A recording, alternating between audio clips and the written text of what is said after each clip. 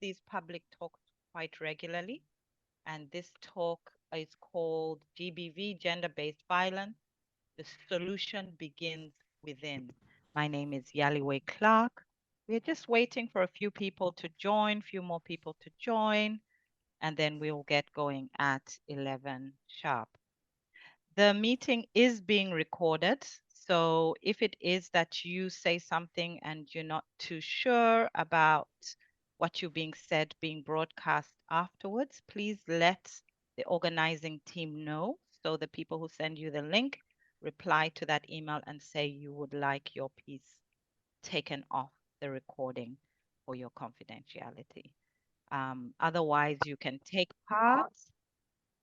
You can take part, and if you don't want to, to be heard or for your information to be shared, you can take part without saying anything or chatting. Yes, Mary, we could not hear you if you were speaking. I certainly couldn't hear you. Maybe what you can do is log out and log in again, and you might be able to function fully with your mic. Okay, Angela, can you hear me? Yes, I can hear you. Wonderful. Can we, there you are. And your video looks great. You look stunning. Thank you for joining us, Angela. Thank you for having me. Mary, just need to unmute yourself and we can hear you. I think Mary just left and she's trying to leave and she's going to join again. Okay. All right. Welcome, everybody. Welcome to Soka Gaggai International South Africa. That's SGI SA, a lay Buddhist organization. This is the South African section of this lay Buddhist organization.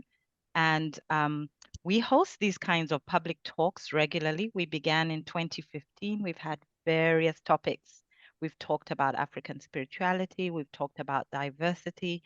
We've talked about women's empowerment and really looking at the famous 1929 Women's March that took place in 1956. And we had one of the few surviving members of that march, Sophia de Bruin, speak a few years back. We also had a well-known South African poet and speaker, Lebo Mashile, talk about diversity. One of the recent ones was about art and optimism, and that was with Laduma Nkokolo. Oh, Yaliwe cannot click, grew up in Zambia. Forgive me. Learning how to click. Mbuyiselo, don't laugh. I'm working on it. You're doing very well. You're doing very well, Yaliwe. Don't worry, you're doing very well.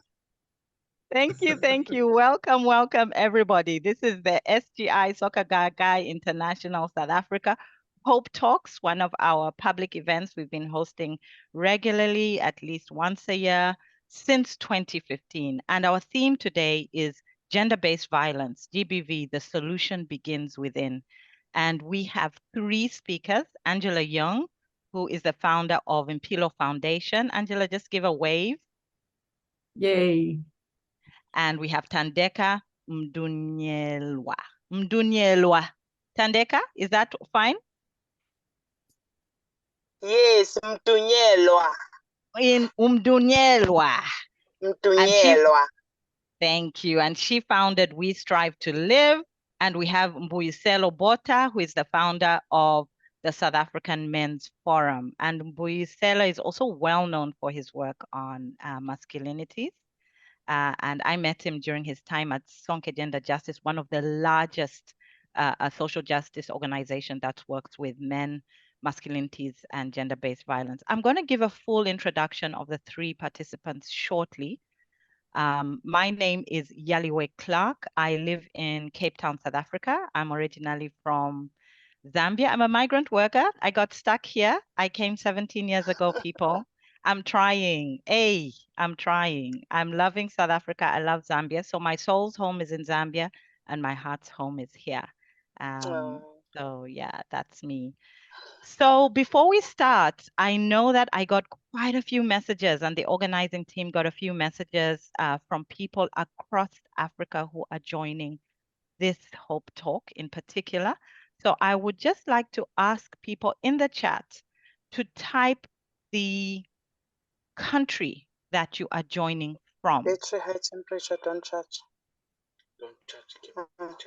Thandeka, if you can mute there as you are dealing with gadget drama. Yes, Oh, so sorry. no Pardon? problem. I've just asked people to type in the chat the country that they are joining from, because we've got people Okay. who mentioned that they'll be joining from East Africa, from Southern Africa. So I'm just wanting to see. I see here somebody has typed Zimbabwe. Wonderful. Welcome, Sally from Zimbabwe. And as I introduce the speakers, we will look at the range of people who are here with us on the platform where they are joining from.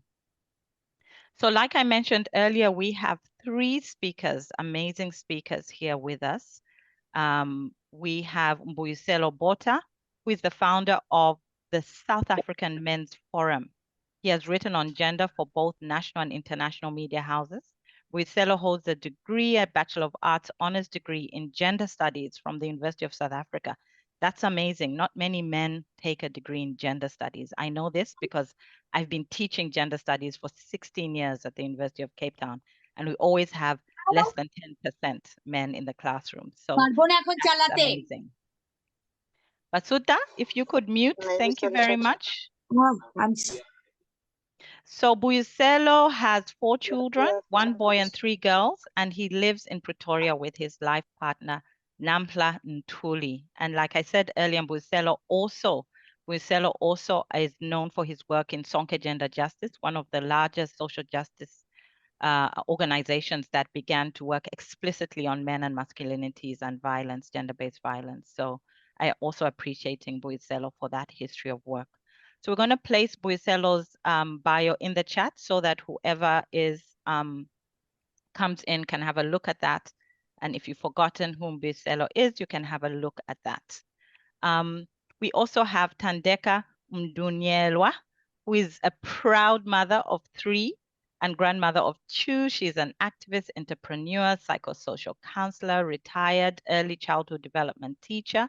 She's a poet, and she's founder of an NPO called We Strive to Live. Thandeka is a GBV survivor. She herself has experienced gender-based violence, and she's on a mission to help every other person suffering or whoever is a survivor of gender-based violence to get back on their feet, she says. And she does this by offering assistance where she can and referring them to people who can offer them more assistance.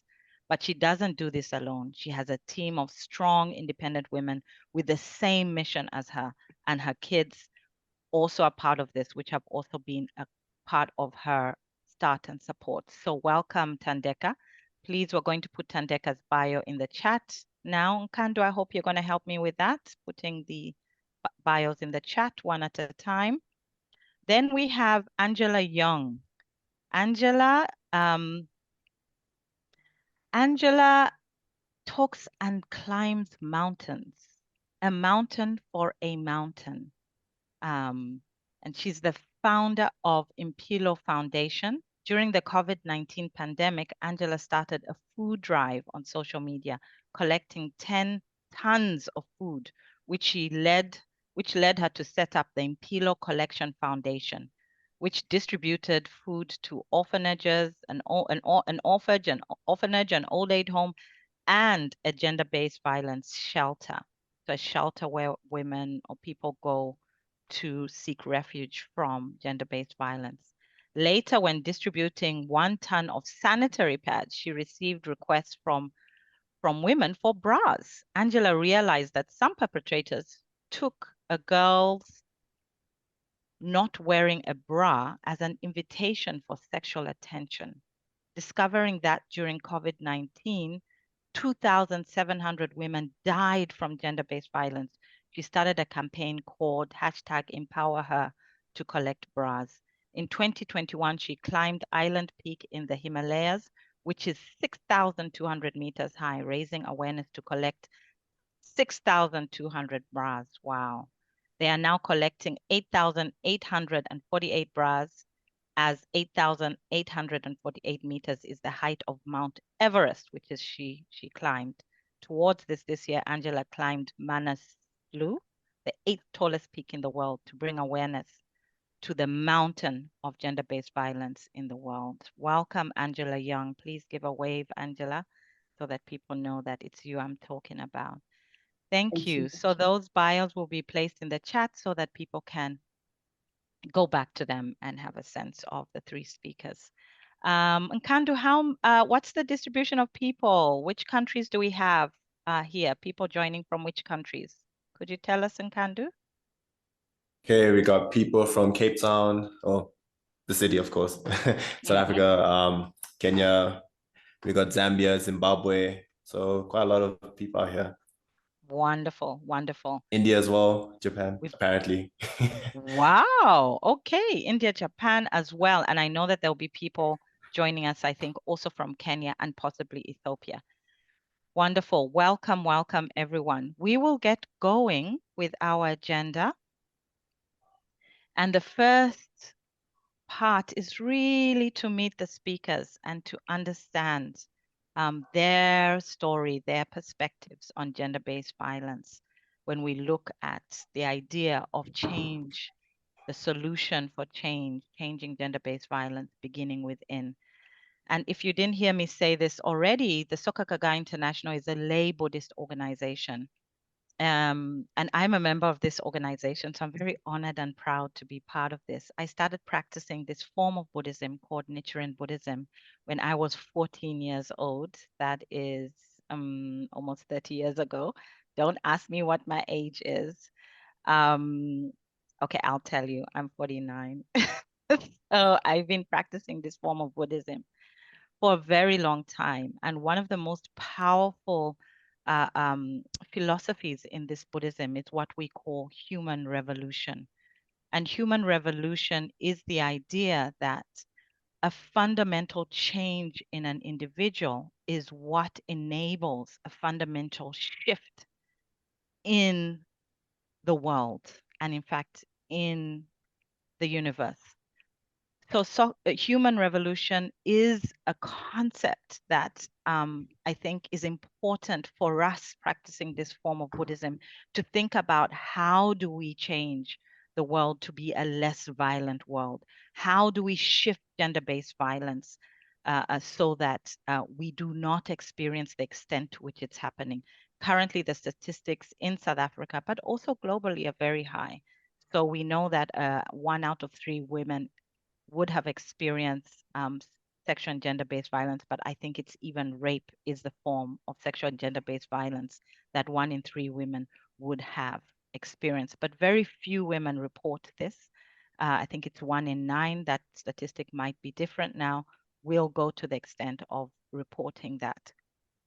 And so thinking about this idea of human revolution, which is a fundamental process of inner transformation, whereby we break through the shackles of our lesser self, the lesser self bound by self-concern and the ego, growing in altruism towards the greater self, which is thinking of humanity broadly and our profound interconnections with humanity, people, nature, and the earth. That is, then we are capable of caring and taking action for the sake of humanities. Now, there are all kinds of revolutions, right? But in this Buddhism, we're not only talking about political revolutions, economic revolutions, industrial revolutions. We're talking about the kind of human revolution that also happens at the level of spiritual consciousness and is tangible at the level of our material reality. And that is that profound shift is how we think in this form of Buddhism, we can think about gender-based violence and think about how it could be transformed, how it could be changed. We could change ourselves and society into a situation not only of less violence, but of peace, deep peace at the level of political, economic, material, and also spiritual. And so we're coming to the conversation with that thinking. The speakers are not all Buddhist. Mbuyiselo is probably not Buddhist unless you became Buddhist just in the last few minutes. You are welcome. Well, I think I am now. I mean, because I believe I think so. I believe in this ethos, especially. I mean, I gravitate towards the human revolution. Yeah. I think it's a concept that we can understand across spiritual practices and religions. Angela Yeung is Buddhist, and we are both members of the Soka Gakkai International. And so, Angela, you're welcome to bring in your perspectives with regards to that. You need to do that. Thandeka is not necessarily Buddhist, to my understanding, but you're also welcome to join. But we are really speaking from the perspective of our lived experiences, and the three speakers bring such powerful experiences to the platform. So you all received some questions, which you prepared for. The way we're going to do this, Mbuyiselo, Thandeka, and Angela, is we're going to have a dialogue. So you're not going to necessarily make a presentation per se, but I'll move between the 4 questions as a way of weaving a story. And I know all 3 of you are storytellers. That much I know of Mbuyiselo and Angela Yeung. And Thandeka, I listened to a YouTube clip in which you told your story. So I think we're well placed. I'm definitely a storyteller. You may have noticed. I love telling stories. So we're going to weave a story about what it means to deeply transform gender-based violence, really thinking about this. How do we do it from inside out as humans, as human beings? So I'm going to start with, I'm going to start with Thandeka. Thandeka, what moved you to do what you do to respond to gender-based violence? And you formed an organization, you work with other women, your children are inspiration. What moved you to do this work? Thandeka, are you there? I know Thandeka was having a few tech problems. Okay. We're going to wait for Thandeka. Same questions. Mbuyiselo, what moved you to do this work? As a man, for that matter, as a Black South African man, it's not many Black South African men who do this kind of work publicly. Well, thank you, Yali. I think you would be surprised that it has changed, and dramatically so. It has changed, and I consider myself as one the old veteran in the struggle. So, and there are young people that are coming up. Young men are doing amazing work. But to go back to your question. Thank you. Yeah, to go back to your question is that I was part of the struggle in South Africa to gain the political liberation, and when we 1994, I mean it began to dawn on me that we can't separate the political liberation from women that were for many years and continued to be oppressed. So for me, there was a direct connection in what one did during the struggle against apartheid. That it became a seamless transition, if you like.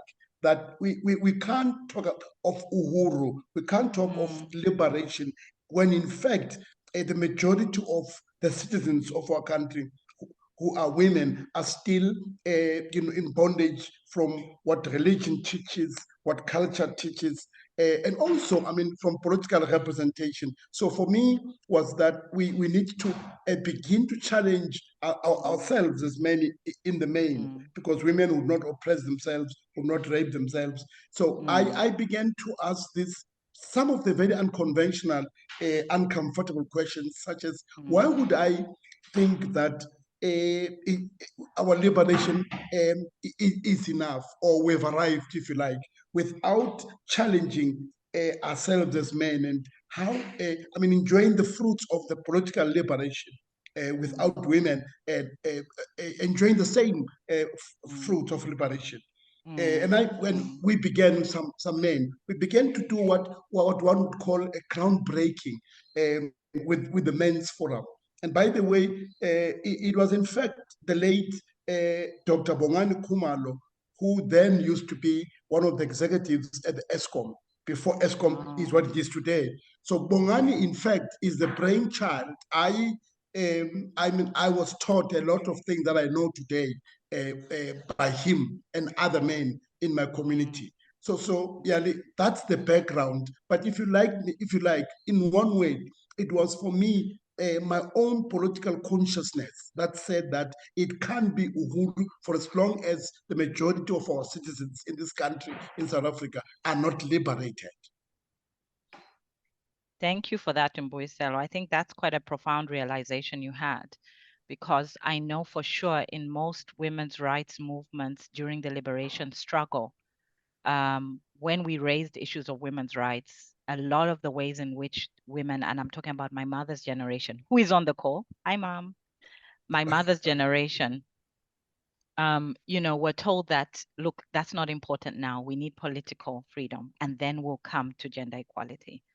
And so for you to have that realization that political freedom without gender equality, without women's socioeconomic, political rights actually part of that, then that is not political freedom. How can you say, we'll have political freedom first, right to vote, our own nation? And I'm talking about women's rights movements during the liberation on the African continent. This story, I've heard it across the continent. So thank you for that realization as a South African man. There's my mom waving. Hello, mommy. Yes. She's joining from Zambia. So over to you, Angela Yeung. I'm not seeing Thandeka yet. I know that she's experiencing blackout, load shedding, no electricity. And so she was struggling with her phone that she thought was charged, but maybe it wasn't quite. We'll come back to Thandeka. Angela, what moved you? So when I read your bio, there was already kind of a story there that moved you. But can you tell us more? And some people maybe weren't here at the time I read your bio. Yeah, thank you, Yaliwe, and thank you to our speakers as well. And what really moved me, it was in 2017, was my first time meet my biological mother after 30 years of constantly looking for her. And because of my difficult childhood, and I felt I could relate to some of the girls' experiences, that I can connect with them. And especially the mother, it is important for me to lead by example. So believing that you can only give when you have, you can't give if you don't have. So as you mentioned on the bio, 2018, 2019, I climbed Kilimanjaro twice for caring for girls they cannot afford sanitary pad, missing school 50 days a year. So I believe that we all can heal ourselves. So I want to show the children the power of self-healing through education. So I think that was the right time for me to give back. And as you also mentioned on the bio, that I started the foundation 2020 during COVID and really seeing people suffering. When we gave out the food at the gender-based violence shelter, I see the children sitting there inside the container, playing with 3 blocks of puzzle. Actually, the whole day. It was really just heartbreaking. And also, when some of the women and the girls come and ask me, next time when you come, Angela, can you please give us some bras? So that's how I actually realized there was 2,700 women die from GBV. It's actually thousands and thousands of girls and women are dying. I think that is only the numbers that were reported, but a lot of the other numbers hasn't been reported. And when I call out with that, at the beginning we were just expecting 2,700 bras to collect, and we came back with 6,200 bras, and we displayed that at the Constitutional Hill and hand in a memorandum to the Department of Public Safety. And some of we call them social warriors, coming from all walks of life. They closed their business, they took off work and just come and serve and wash, pack and label those bras and gave out the 3,100 women, each one of them with the bras. That's why last year I climbed Island Peak, 6,200 meters, to celebrate and also to echo the campaign we do for Empower Her, the 6,200 meters for 6,200 bras that we collected. Wow, that's a very powerful thing that you did, and I mean, I'm inspired that your inspiration came from searching for your own mother, and remembering that her time was not easy. What you remembered of her time was not easy, and that you wanted to connect with even the not so easy parts of your mother's life, even though you hadn't seen her for 30 years. I think that's very powerful. And then to move that, I mean, I didn't know that not wearing a bra was interpreted that way. And I've worked in feminist movements for a very long time. So you really are grounded in the context here in South Africa. You live in South Africa.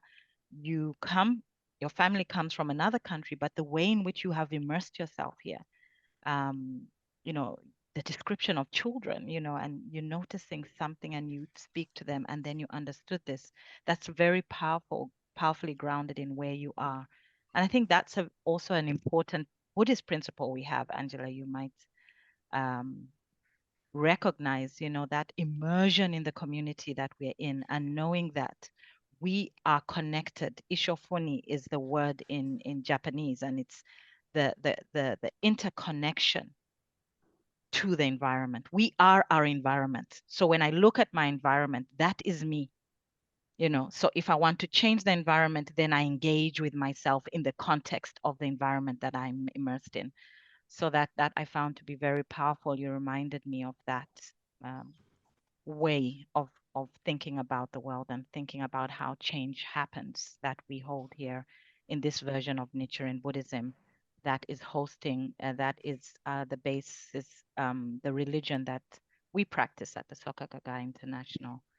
So if you've just joined, we are hosting, this is the HopeTalks that SGI South Africa, Soka Gakkai International South Africa is hosting. My name is Yaliwe Clarke, and we have 3 speakers. We're just talking about gender-based violence and thinking about it. How does the solution come from within? And we have 3 speakers who are speaking about how they have approached changing gender-based violence, shifting fundamental beliefs, shifting behavior, supporting survivors. Thank you, Angela and Mbuyiselo. I'm going to see if Thandeka has managed to reconnect. Thandeka? Thandeka, are you here? Okay. I'm going to ask Mary, who is part of the organizing team, to please try and reach out to Thandeka and see if you can get a hold of her on her phone. Try direct call. Maybe WhatsApp will also be difficult if it's the question of data that she's struggling with. We might have to send her some data. Thank you, Mary. That might help her because the Wi-Fi is probably down where she is. So we'll come back to Thandeka. I have asked in the chat for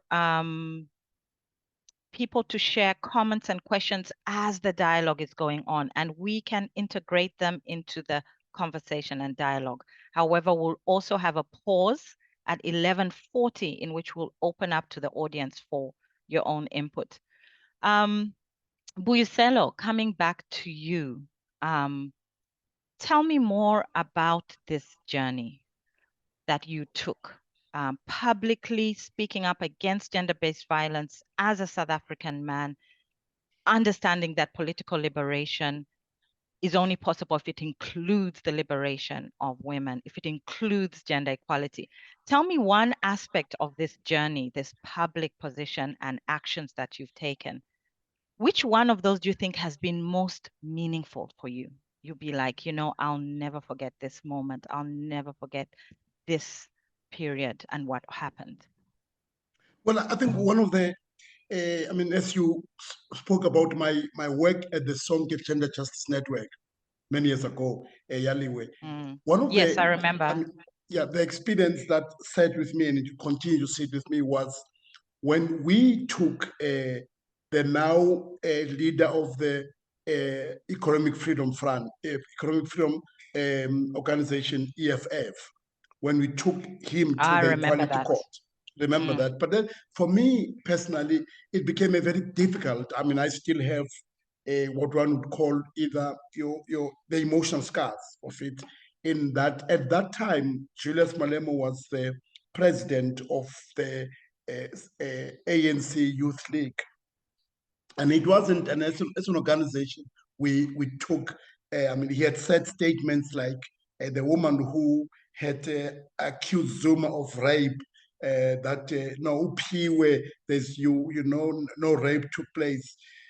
Fast forward, I went to court. I had to report it, and I took the stand. I mean, was in court for about 3 days. But what was important for me then, and still is that people were not able to make a connection between an organization. By the way, Sonke has never positioned itself as a men's organization or men's movement. It had always been a rights-oriented, justice. That's why the name Sonke Gender Justice. But there was a disconnect. I mean, I had met a lot of men in our country, political leaders, some cabinet ministers, who had some had failed to see the connection between an organization that purports to, or that is viewed in the world as representing men. And however, and that's a false characterization of what Sonke was about. But there was no appreciation that we would stand up and say that you would not say these things in our name. You would not do this in our name. But I had there were threats in my life. And that was the very most difficult period of my life. And they were not only threats to me. I mean, my kids were threatened. There were instances where their lives were made unbearable. And that for me became if you like, a turning point in my own life, the beginning to also realize that there's a lot of work that needs to be done. If our political leaders were not able to grasp or to appreciate the connectedness between what words do, that words are not neutral, the violence in words, that for me was critical. But Yali, as we speak now, and then after many, many years, you see that turning around. You see political leaders. Some may argue that this is for political expediency. You see them saying good things. You see them being, like our president, that if truth be said, that he is, and I've said to people that one of the defining his features of his presidency would be GBV and/or your COVID and your load shedding, unfortunately. But he has said some of the words that were, for me, were hope giving. As we speak now, last week Monday there were 2 days of AU positive masculinity conference in Pretoria. Something you would not hear of 20, 30 years ago. So there's some movement. The fact that whether that's going to be, it's just a talk shop, that's a debate for another day. But it was unheard of that men would sit down to even to even consider talking about issues relating to what makes us men, what do we do to challenge each other, confront each other, talk to each other, one another at that level is, for me, a giant step. So I'm saying that from that dark period, to now, I sit here and say some of us have been groundbreakers, and I look back with satisfaction that the work that we've done 30 years ago now is bearing fruits. Like I said earlier, when I opened, there are a lot of young men that one works with, that you see their attitude, their thinking, their orientation, that things are turning around. and issues of fatherlessness, fatherhood, things are beginning to change drastically. So, yeah. So those were, that incident and others, engaging religious leaders, traditional leaders, has been for me some of the what one would call unconventional engagements one has had. Yeah. Thank you, Mbuyiselo. I'll never forget the Zuma rape trial when the president of South Africa was accused of rape and the matter was in court. I used to cry. I had just moved to South Africa, and the demonstrations out at the court, there were more supporters of Zuma. Of course, the ANC with their political organization had to support their president. But what was heartbreaking is there were a lot of women supporting, dancing outside the court, supporting Zuma. And there were very few who dared to support the survivor, the one who went through the experience of rape. And she later actually moved into exile, and she passed away a few years ago. And we all know in the feminist movement that it was the pressures of the trial and the backlash, the attacks that she faced. So not only those who stood up and spoke up like Mbuyiselo were attacked, women in the feminists in the movements, the 1 in 9 campaign, there was a whole organization that was formed, but also the survivor was really, really suffered as a result of being brave enough to take the matter to court. Very few women do that. And this time she was taking the president of South Africa to court. So thank you for that work. Yes. Is Thandeka has here? joined us. Yes. Wonderful. So we're moving to Thandeka now. Thandeka, I don't know if you'd be able to put on your video. I hope you can, and also speak. Let's give that a try. And the question that we have already began to discuss is what moved you to do the work that you do? You work with survivors of gender-based violence, and we know the statistics show us that the survivors are mostly women. 99% are women. We know there are other people who experience gender-based violence, but it is women people who look like women, who perform femininities. What moved you to do this work, Thandeka? Oh, thank you very much. Thank you very much for being part of this podium. A lot moved me. One of it is my experience. I've been a survivor of GBV almost on, all the aspects of GBV. I've experienced sexual abuse, I've experienced physical abuse, I've experienced emotional abuse, and that leaves a scar to a person. And not all of us come back to tell the story. Some of us, as it was mentioned before, some of us, that stress comes too much in that some of our friends we've left behind, they are not with us today because they couldn't take it anymore. For example, if you watch the news, you see things that are happening around us. We've met so many women that are saying that justice have failed me. So and so have failed me. My church have failed me. People have failed me. Because there's always something that makes a victim refuse to even take a step. So for me, because I know how I fought, I know how I battled to be heard. So I knew that there were Thandeka, a lot of Thandeka out there. So in order to see a change, I had to take a step. One was to speak out. Two was to try and reach out to those who were not lucky enough to be heard. Because I know I was once trying to scream, but my voice was not strong enough for those who can help me. So I wanted that to change for some of the women, not to go through the struggle that I was trying to reach out, trying to find help. So that was the thing that made me do what I'm doing. Thank you so much for sharing, Thandeka. I listened to one of your YouTube clips, and I was just, my heart, oh my gosh, my heart You went through, you're a survivor from childhood, from within the home.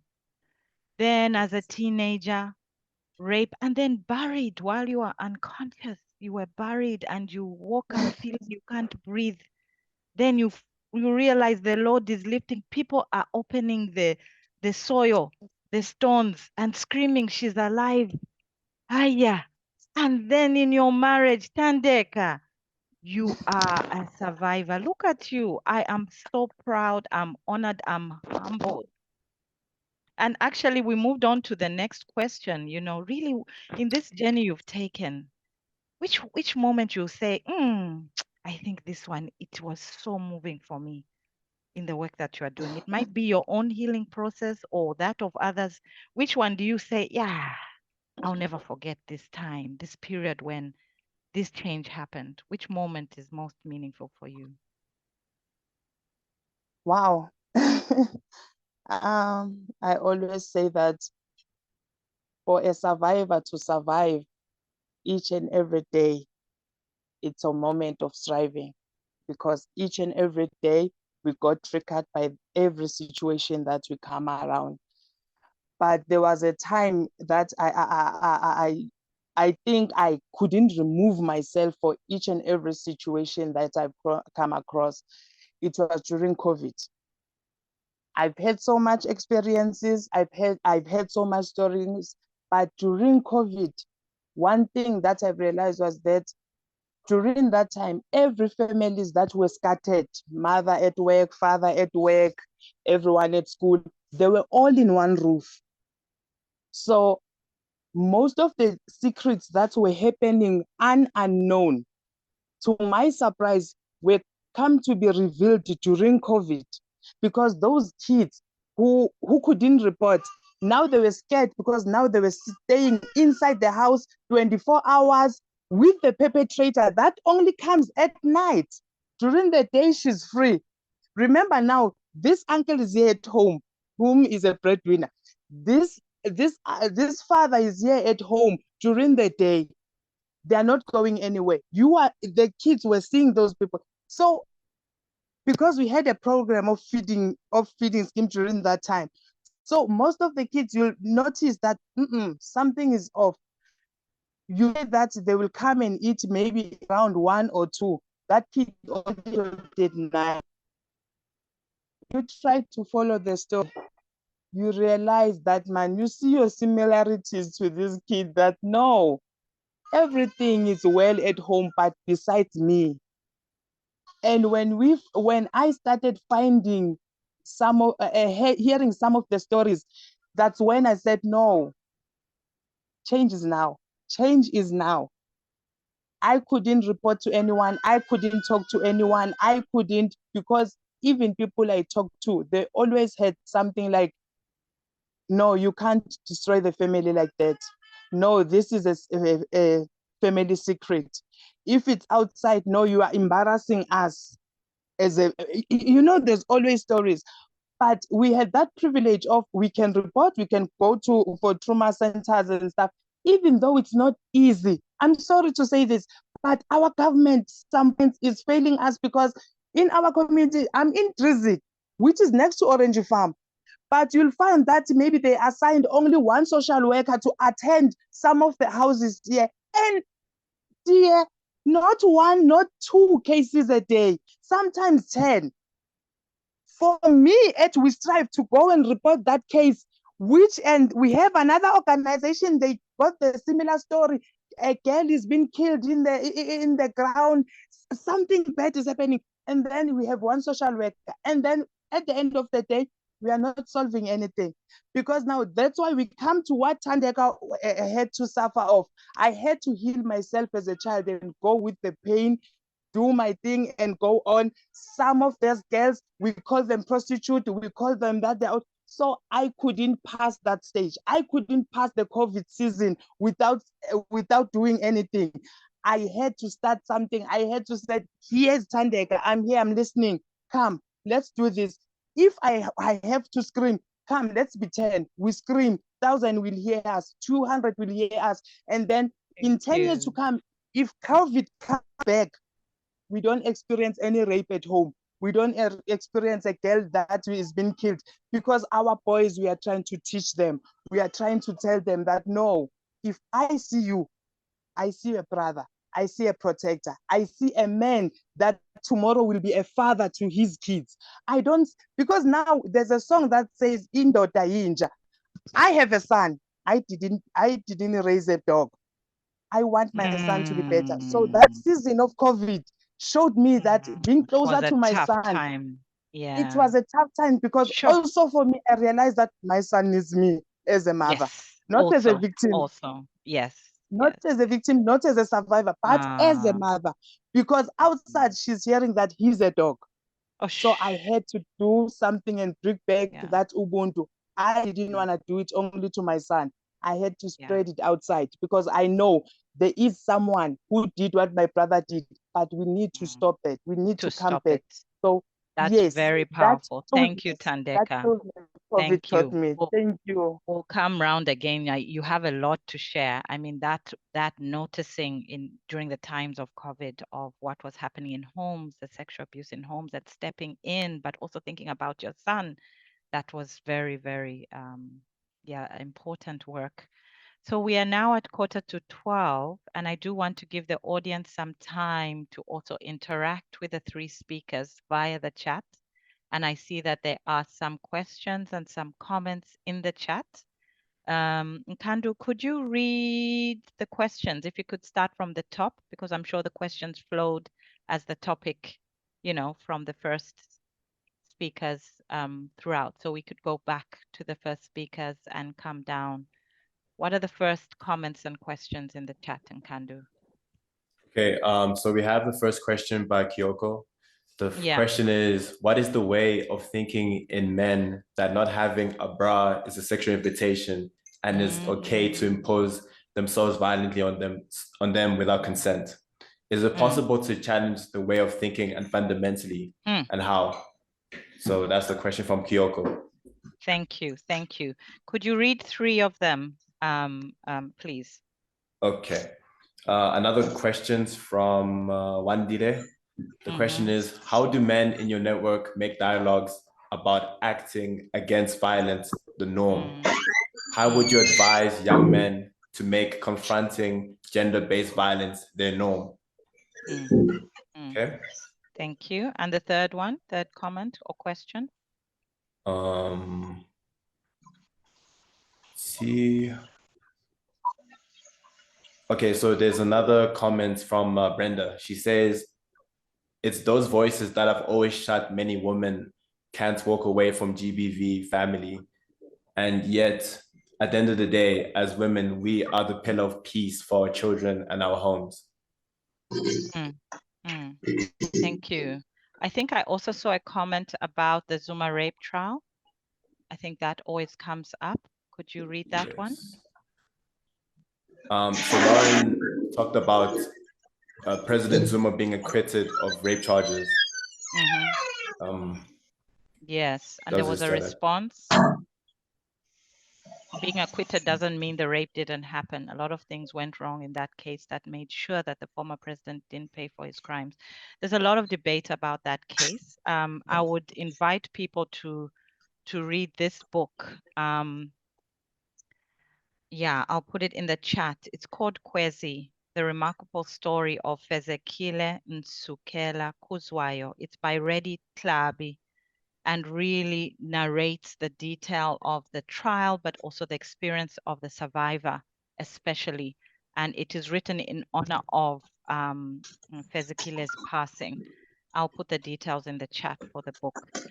So I think the first three questions are coming back to our first speaker, Mbuyiselo, really about men and masculinities. Could you quickly respond to those? The bras, what is it about wearing a bra that makes it that men, there is this sexualization that happens that seems to be connected with sexual violence and rape? And how do men dialogue?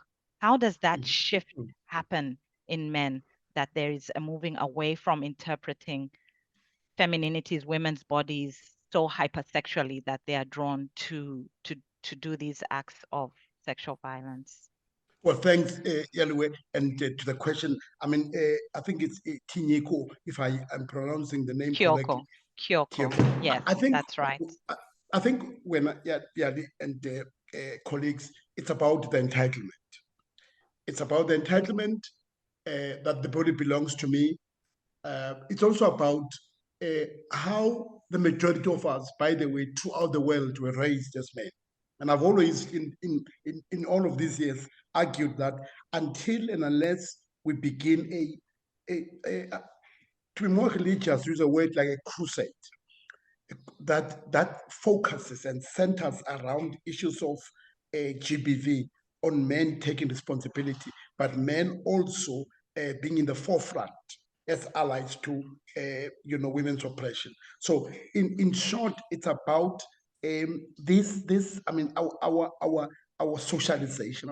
We've been raised, and I dare say that this is a worldwide phenomenon. And I've been privileged to travel most parts of the world and to have interacted with men at all levels, be they your corporate world, your NGOs, your government, and the narrative is that of entitlement. The second part of the question is in the dialogues. I mean, in what we do in the men's forum is where you open up spaces where men begin to talk about their own experiences, or you begin to ask men to define what does it mean to be a man in the 21st century. I mean, and the responses that one comes up, I mean, that's a real dialogue where you don't have the didactic approach, that I know it all. Where you open it up, where men begin to share their own experiences, one then discovers how a lot of men are unable to deal with their own head, their own pain, I mean, their own journeys. And when one does that, there is an ownership that coming to a realization. I mean, you do this work. I mean, it can't be enough for a day, it can't be enough for a week, because of years of enforcement of this gender stereotype, teachings. And then where a lot of us have been raised to believe that, look, I am in charge, I'm in control. So I think for me and for a lot of men doing this work, it has always been about men, I mean, beginning to have uncomfortable, unconventional, but deep conversations. And it can't be easy, by the way. It can't be easy because then you go back, you challenge your own privileged position. And it can't be easy to challenge that privileged position because none of us would want to be at a disadvantage or unprivileged position. But also where you men begin to question the basis of their power. Where does it come from? I mean, and those conversations, men, when they confront them, what makes them uneasy, because there's also a notion, Yaliwe, that am I losing control? Am I losing power? I mean, these dialogues, they serve that purpose. But to take it a step further, it's important to engage. I mean, religious institutions are, in fact, largely responsible. So are the traditional institutions largely responsible for what most of us turn out to be. I mean, that you're in charge, you're in control, you're the head of the family, like Christ is the head. I mean, all of these teachings ultimately have a bearing into how do I end up as a young man growing up in Sharpeville? How do I end up being a man who would be in a relationship with other men, in a relationship with women, in a relationship with my children? And how, Thank you. Thank you, Mbuyiselo. I think you have very, very good points. I just, looking at the time, want to round back to Angela and Thandeka. And yeah, so, I mean, you don't need to talk about the brass specifically. What you're talking about is the thinking behind the idea that as a man, you can touch another person's body, whatever your perception of that body is as a sexual body that can be touched without consent. And that thinking has to do with a sense of control and privilege in society general that is rooted in many things. And and that takes a lot of introspection, really, to say, actually, I'm privileged, and so I think the dialogues must be quite difficult. And you're right, it's a sense of losing control. There's another comment here that the increase in gender-based violence is probably because that sense of patriarchal control that men have is slipping away, and that insecurity they experience then is experienced by others as a lashing out, as a physical violence or emotional or economic lashing out at those that they perceive should be lesser than them, who are mostly women. That is the patriarchal ideology. Let's come back to Angela. Listening now to the conversation and the kinds of questions in the chat, what would you say are the ways in which that healing can happen? Do you think survivors heal? You've been interacting with survivors, very young survivors, Yes, telling you yes. they need bras, otherwise they're going to be raped. What do you think? Is healing happening? Is this something really possible, for the majority of people in South Africa? It's a very shocking, it was very shocking to me when I hear that. And also speaking to different people and realize some of the artists herself are the victim of GBV. So Jenny Nearhouse, she actually make a beautiful piece of very skinny white dress and embroidered. It says, yes, I wear a skinny dress. Does that mean that I should spread my legs for you? That was a very strong statement that she actually embroidered that dress. And myself and Sibusiso Valane, he's the first man summit to Everest and bring this piece of dress, wear it on ourselves and show it to the world, take a picture and just really voice it. I think that also is something that the victim of GBV needs to be heard. And this is not a secret. And some people will even say, oh, the woman actually asked for it. They secretly want it. Those kind of comments are really shocking to hear.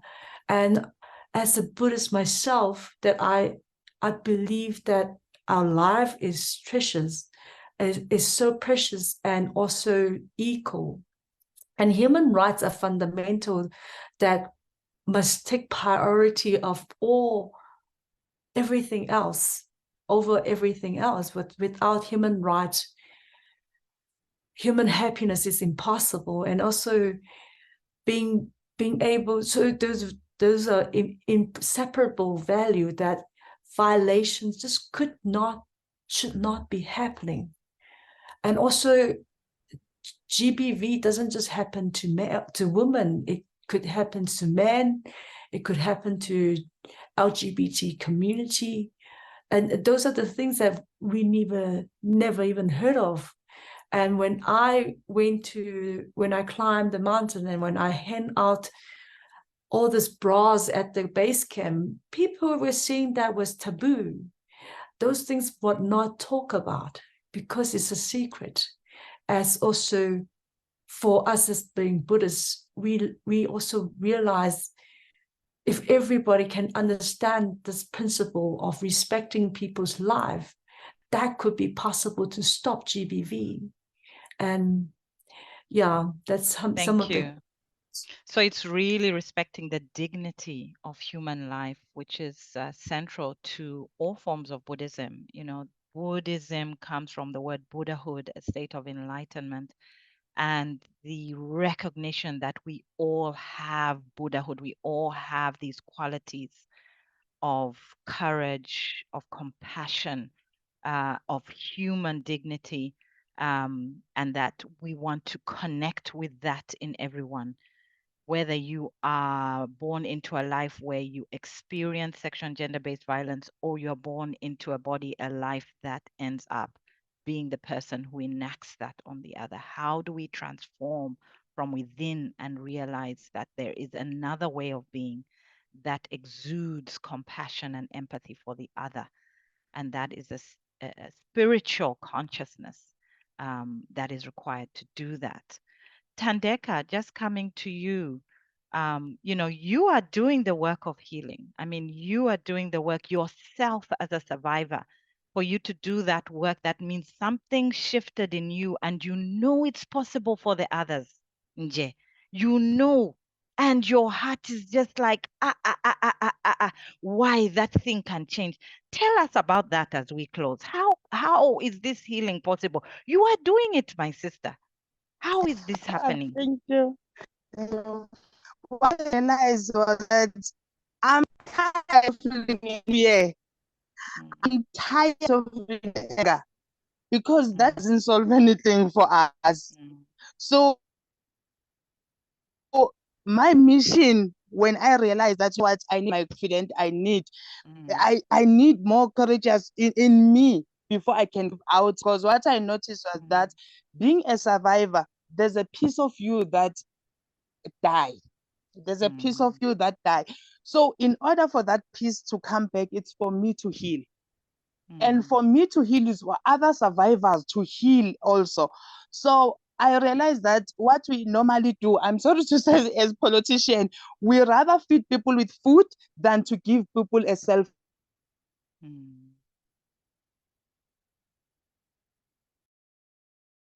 You are breaking, Thandeka. I think if you could switch off your camera, and then I think it might be better. Healing. Thandeka, just switch off your camera. Beaten by men. Just switch off your camera because we lost your last 2 sentences. So switch off your camera and just go back. Okay. 2 sentences. Yes, thank you.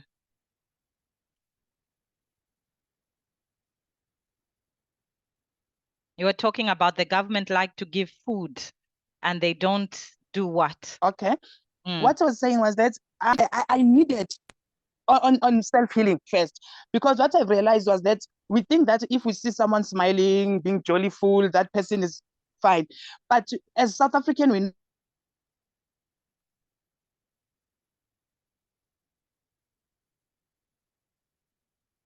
Okay, Thandeka is breaking on my side. know that we come from apartheid, we come from AIDS, we come from so many, just by me being hit by it. It comes from some anger that our parents have, some anger that people don't understand. We have so many kids that were left by parents. We still remember that during AIDS time, we didn't know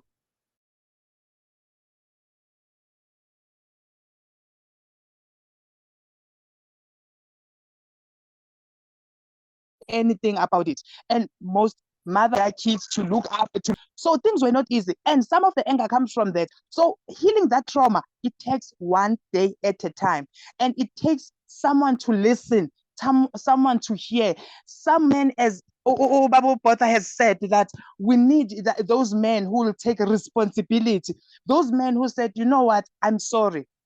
Those men who said, I didn't know, because staying in that thing that I'm a man, okay, now because I'm a feminist woman, men think that I'm a threat to men. No, it's because we're just trying to bring that balance that, you know what, I'm human. If I cut, there's still blood. So we just need to respect each other, to love each other, to bring that Ubuntu. We still remember when we used to go visit grandmother, and all of us, the siblings, the cousin, will be sleeping in the dining room. No one, even if I walk with my panty, how Bantu, what's the big deal? Give me my freedom. So we need to bring that back. As mothers of boys, we need to bring that to teach our son that, you know what, you see your sister, that's not meat from a butcher. That you can just say, no, today I want to eat steak, tomorrow I want to eat chicken. No, that's your blood, that's your sister, regardless that it's from your mom, it's from you. So we need to, so that part, it's a healing from even us, the 70s generation, for those who couldn't go to sit down. Okay, I can't afford the counseling, sorry, I don't have that much. So getting that counseling, they will tell me to go to a government facility and find out that this lady is assigned 20 people who will just come, all of us crying there. We also need a self-counseling that, okay, let me teach this woman to do e-garden, to do beading, to come together as women. Let's go back to a picnic, share stories, give me a receipt. Let's start again, be sisters, stop seeing enemies. I'm telling my son, Uyang Dina, and my son will react towards this woman because I told my son that I hate this woman because she's a lesbian. I hate this woman because buy, and then my son will start reacting, and then that hate start from emakhaya. So we need to fix our homes. We need to bring back that love again. Teach our sisters that, you know what, you see that guy eating drugs, start trying to help than criticize. Angizelanga unyawupe. I've birthed a son, not unyawupe. So we need to teach our tongues to start afresh, to start that love again. You know, I'm a Christian. Thank you but so there's much, this thing Thandeka. that We have arrived at our time. You know, it's even 12:04. And we no promised problem. to end at 12. And you know, you have so much to share. You have actually covered almost all the points in the chat around, you know, the issue of fragmented families, that we have grown up without our parents the way we are supposed to. The fathers are not there. When the men come, they are role modeling and just violence. The issue of drug abuse, you know, you've raised so many things, and your central point is really Ubuntu.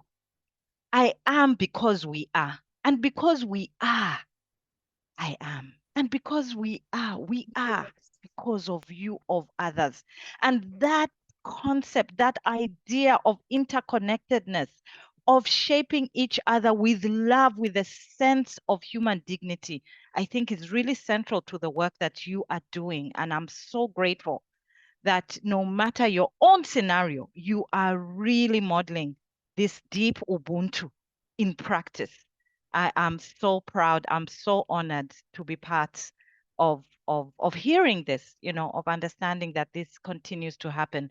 Mbuyiselo, the move that you are making with regards to really speaking publicly, whether they are politicians or not, to say that way of being a man is not going to enable us to be well as a community. It's not going to enable Ubuntu. Thank you so much for standing up in the way that you do. And for Angela, oh my gosh, one mountain at a time. Tons of food, tons of sanitary pads, tons of bras. And of course, we know whether the girl wears a bra or not, there should not be violence, you know, but we also know the emergency of enabling the possibility of that girl to go to school and to feel comfortable, have that bra, have that sanitary pad as we do the long-term Ubuntu work, which is changing social norms towards Ubuntu, towards what we would call enlightenment, towards what we would call in Buddhism, deep peace, Kosenrufu. So thank you very much for joining us. We do have a recording of this. And if you would like this to be shared, you would like to share this conversation with others, hoping it will catalyze the possibility of change towards deep peace, away from gender-based violence, towards deep peace. Please get a hold of the link. If you don't have it, email the people who you got the Zoom link from, and we'll be sure to get you the link. And please continue the conversation, continue the work. This is the Soka Kagai International South Africa, a lay Buddhist organization. I am based in Cape Town. My name is Yaliwe Clarke. I'm a member of Soka Kagai, and I'm honored to have held this Hope Talk. We will have more Hope Talks with different topics. We will let you know. Stay connected with us. We have a website being put in the chat where you can find out about the next Hope Talk. Thank you very much. Please, the speakers, could you switch on your cameras? Let us honor you. Let us greet the way we do. We say bye when we are on Zoom, we wave. When we are in person, we don't wave. But on Zoom, we wave. Thank you very much. Thank you. Kosi. Zikomo kwambiri for the work that you are doing on the ground. Thank you so much. Thank you, Soka Kagai, South Africa, for hosting this event and continuing